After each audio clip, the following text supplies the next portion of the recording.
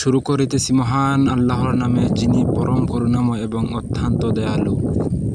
আপনাদের সম্মুখে আমি এখন যে নদীর ভিডিও লইয়া আইছি, সেই নদীর নাম হচ্ছে লঙ্গাই নদী।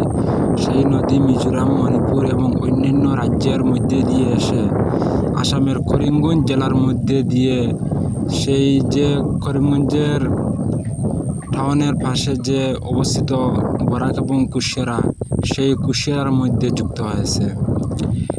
এখন বর্ষার সময়, তাই অধিক বৃষ্টিপাত হচ্ছে আমাদের এই অঞ্চলে।